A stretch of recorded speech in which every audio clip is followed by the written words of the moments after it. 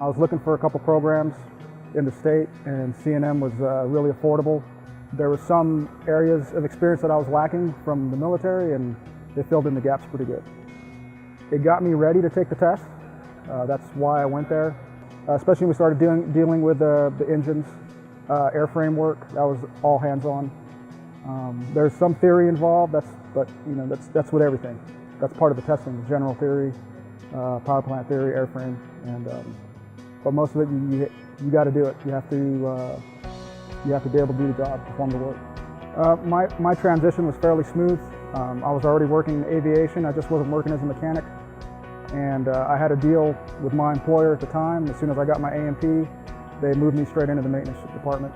So it was a really smooth transition. I'd say just stick with it. It is kind of a long program. It is tedious sometimes, but stick with it, get the test done, and expect to travel when you're done. It's been pretty good. When I got out of school, I was hired just across the street at Cutter Aviation. Shortly after that, it took me to North Carolina. I was building Honda jets for a while. It's open doors.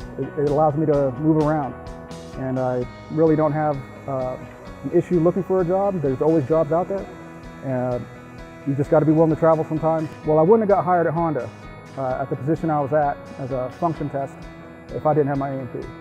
It helped me to become an associate because I was a contractor there, and having my A&P allowed me to get hired on full-time Honda as an associate, which is really good. So, and that doesn't happen to everybody. I really love working on airplanes because of the rewards. Pretty much doing safe work. That's the big thing.